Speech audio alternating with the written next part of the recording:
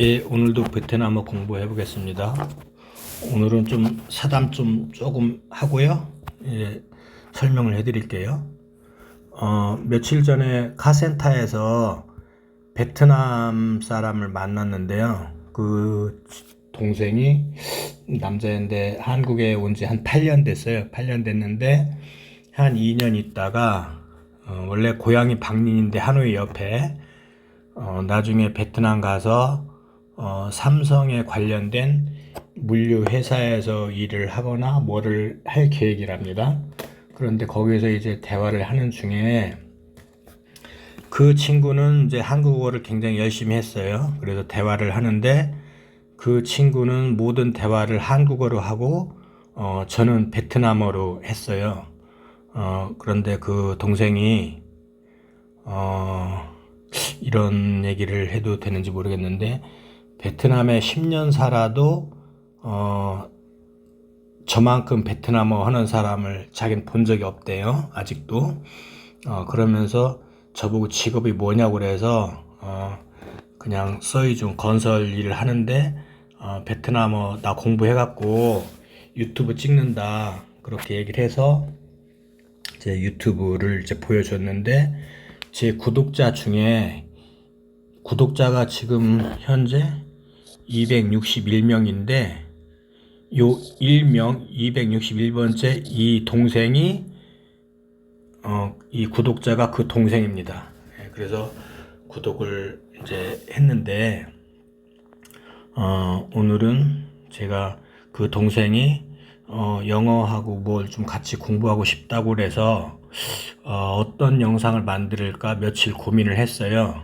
그런데 그 친구한테 한국어를 뭐 무슨 말은 이렇게 한다 뭐 그런 얘기를 가르칠 건 아닌 것 같아요, 그 친구한테. 그리고 또 하나는 뭐 예를 들어서 단어 몇 개가 베트남어를 공부할 수 있는 것도 아니고, 그래서 오늘은 영상을 이제 만드는데 제가 이제 공부를 하면서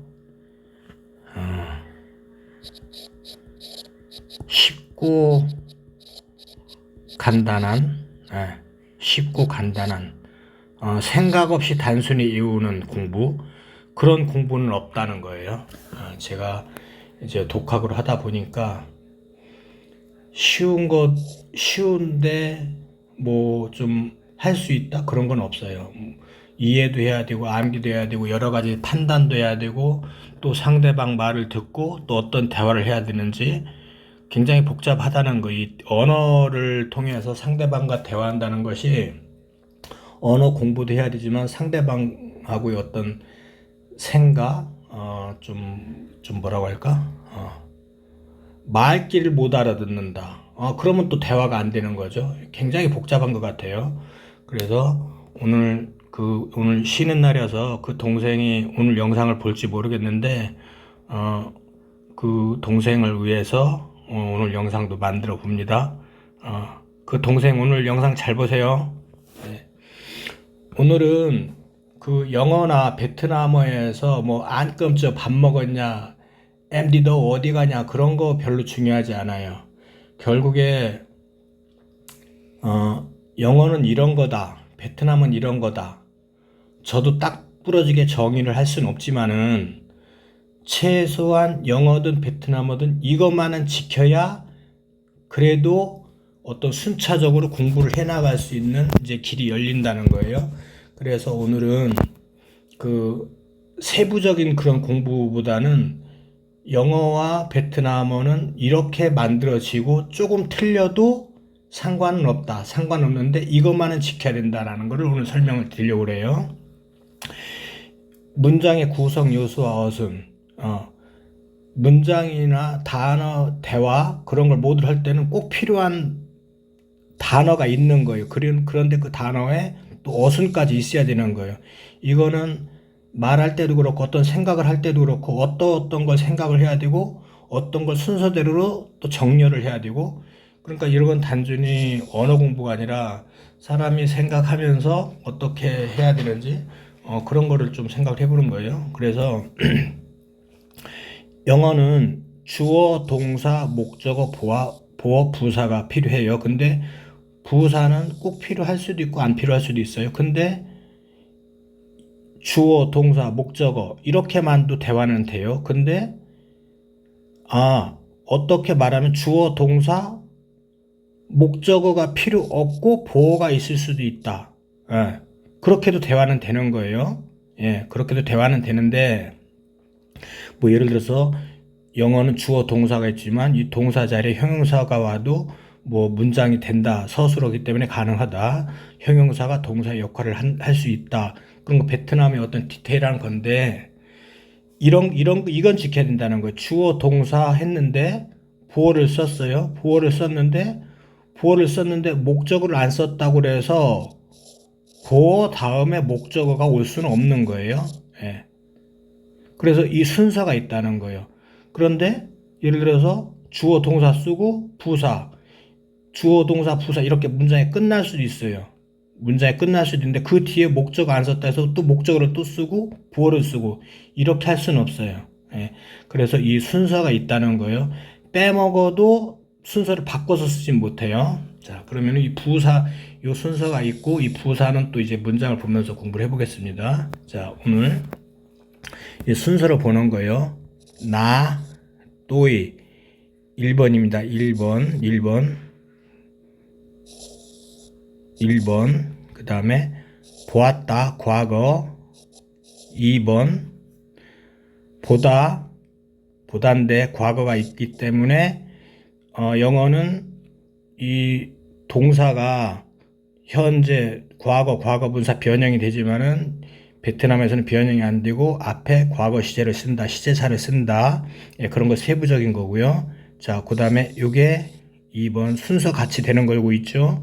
자, 그는 목적어. 자, 아잉어이 3번.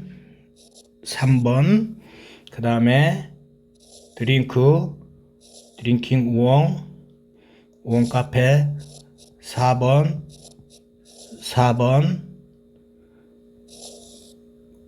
보이반 카페 못 보이반.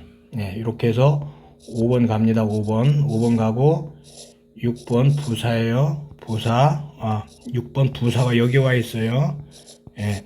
그러면은 1, 2, 3, 4, 5가 베트남어에서도 1, 2, 3, 4, 5 똑같이 적용이 된 거예요. 순서가. 자, 그래서 만약에 영어도 나는 보았다.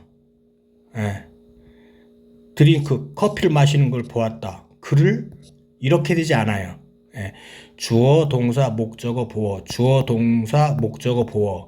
그러면은 영어에서도 이 목적어가 이 보어를 하고 있는 거예요. 자, 베트남에서도 이 목적어가 이 보어를 하고 있는 거예요. 그래서 여기도 문장, 힘 드링킹, 여기도 문장. 이렇게 되는 겁니다. 예.